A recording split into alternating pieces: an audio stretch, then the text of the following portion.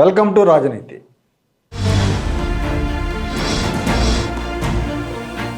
Gannavaram MLA Vallabhaneni Vamsi, Gudivada MLA Kodali Nani గురించి తెలియని వాళ్ళు రెండు తెలుగు రాష్ట్రాల్లో లేరు. చంద్రబాబుని, ఆయన కుటుంబ సభ్యులను వ్యక్తిగతంగా దూషించడంలో, దిగజారుడు విమర్శలు చేయడంలో వీళ్ళిద్దరూ ఒకరికొకరు తీసిపోరు. వీళ్ళిద్దరూ కూడా తెలుగుదేశం పార్టీ ద్వారానే రాజకీయ రంగ ప్రవేశం చేశారు. నాని 2004లో తెలుగుదేశం తరపున గుడివాడ ఎమ్మెల్యేగా ఎన్నికయ్యారు. 2009లో కూడా టీడీపీ టికెట్ మీద గెలిచి ఆ తర్వాత వైఎస్ఆర్ కాంగ్రెస్ పార్టీలో చేరారు. వంశీ కూడా 2009లో టీడీపీ నుంచి విజయవాడ ఎంపీగా పోటీ చేసి ఓడిపోయారు. 2014, 2019 ఎన్నికల్లో గన్నవరం నుంచి టీడీపీ ఎమ్మెల్యేగా గెలుపొందిన విషయం మనందరికీ తెలిసిందే. ఈయన కూడా 2020లో వైఎస్ఆర్ కాంగ్రెస్ పార్టీలో చేరారు. వీళ్ళు పార్టీ వేయటానికి తెలుగుదేశం పార్టీ నేత దేవినేని ఉమామహేశ్వరరావుతో ఉన్న విభేదాలు కూడా ఒక కారణం అని చెప్తూ ఉంటారు. 2019లో తెలుగుదేశం నుంచి గెలిచిన మద్దాలి గిరి, వంశీ, కరణం బలరాం, వాసుపల్లి గణేష్లు వైసీపీలో చేరారు. అయితే వల్లభనేని వంశీలాగా పార్టీ వీడిన తర్వాత మిగతా ముగ్గురు చంద్రబాబు మీద వ్యక్తిగతంగా దాడి చేయలేదు.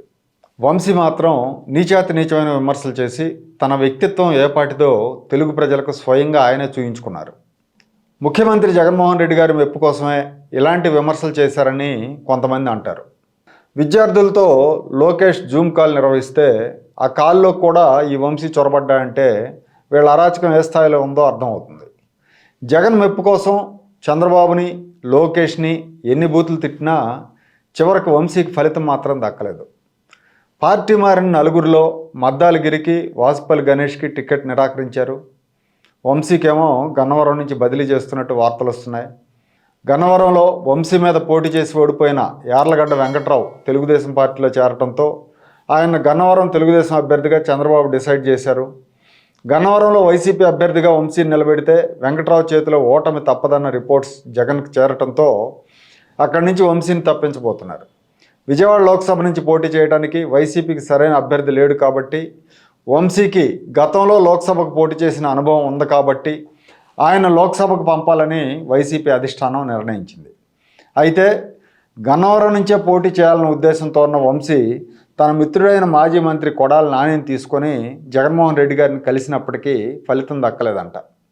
మొదటి రోజు వీళ్ళిద్దరిని తాడేపల్లి ప్యాలెస్లో 6 గంటలు వెయిట్ చేయించి కలవకుండానే వెనక్కి పంపించినట్టు వైసీపీ వర్గాల ద్వారా తెలిసింది. రెండో రోజు కలిసినప్పటికీ విజయవాడ నుంచే పోటీ చేయాలని జగన్మోహన్ రెడ్డి స్పష్టంగా చెప్పినట్టు తెలుస్తోంది. రాజకీయంగా జన్మనిచ్చిన తెలుగుదేశం పార్టీని వదిలేసి జగన్మోహన్ రెడ్డి మెప్పు కోసం అడ్డమైన విమర్శలు చేసినప్పటికీ వంశీకి నిరాశ ఎదురైంది.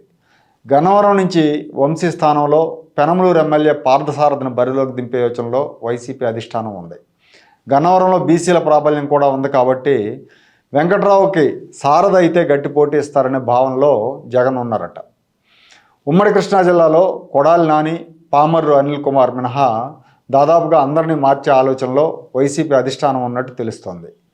పెడన్ నుంచి మంత్రి జోగి రమేష్ని మైలవరం నియోజకవర్గానికి మార్చబోతున్నారు. పెడన్లో ఉప్పాల రాముని బరిలోకి దింపబోతున్నారు. మైలవరంలో ఎమ్మెల్యేగా ఉన్న వసంత కృష్ణప్రసాద్ను జగ్గైపేట నియోజకవర్గం నుంచి పోటీ చేయించబోతున్నారట. అక్కడ ఎమ్మెల్యేగా ఉన్న సామినేని ఉదయభానుకు ఈసారి నిరాశ ఎదురయ్యే అవకాశం ఉంది. విజయవాడ పశ్చిమలో మాజీ మంత్రి వెల్లంపల్లికి కూడా seat నిరాకరిస్తారన్న వార్తలున్నాయి.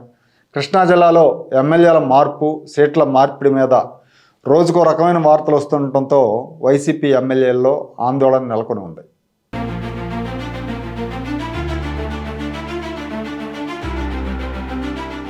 Like, share and subscribe to Rajaniti channel.